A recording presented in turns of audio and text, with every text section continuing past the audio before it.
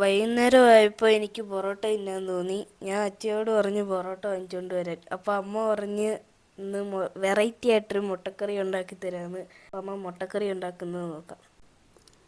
എങ്കിൽ പിന്നെ നമുക്ക് തേങ്ങ വറുത്തരച്ചൊരു മുട്ടക്കറി ഉണ്ടാക്കിയേക്കാം. അതിന് വേണ്ടിയിട്ട് ഒരു മുറി തേങ്ങ ചിരണ്ടി എടുത്തിട്ടുണ്ട്. അതിലേക്ക് കുറച്ച് കറിവേപ്പിലയും കുറച്ച് പെരുംജീരകവും കറുവാപ്പട്ടയും കൂടി ഇട്ട് നന്നായിട്ടൊന്ന് വറുത്തെടുക്കാം.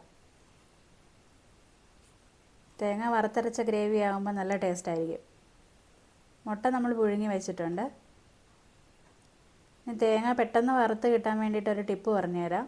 തേങ്ങയുടെ ആ വെള്ളം ഒന്ന് വറ്റി വരുമ്പോഴേക്കും അതിലേക്ക് ഗ്രേവിക്ക് ആവശ്യത്തിനുള്ള ഉപ്പും കൂടി ഇട്ട് വറുത്തെടുത്താൽ തേങ്ങ പെട്ടെന്ന് വറന്ന് കിട്ടും.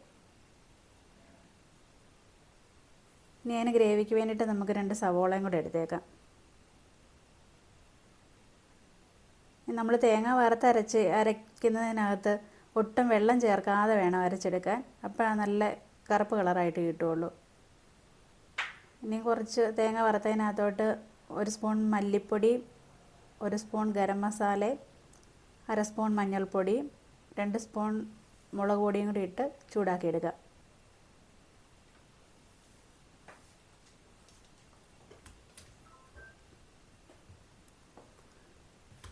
ഇനി ഗ്രേവിക്ക് ഒരു ശകലം കട്ടിക്ക് വേണ്ടിയിട്ടാണ് ഈ സവോള ചേർക്കുന്നത്.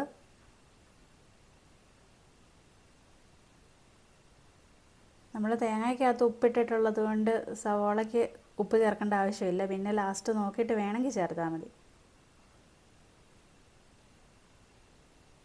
ഒട്ടും വെള്ളം ചേർക്കാതെ നമുക്കിതൊന്ന് അരച്ചെടുക്കാം.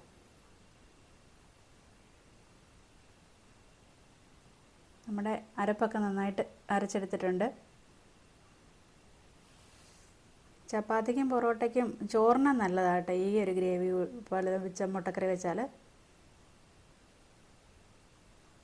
ഇനി ആ മുട്ടയൊന്ന് വരഞ്ഞിട്ട് ഗ്രേവിക്കകത്ത് ഇട്ടിട്ട് ഒരു 2-3 മിനിറ്റ് ഒന്ന് തിളപ്പിച്ചെടുക്കുക.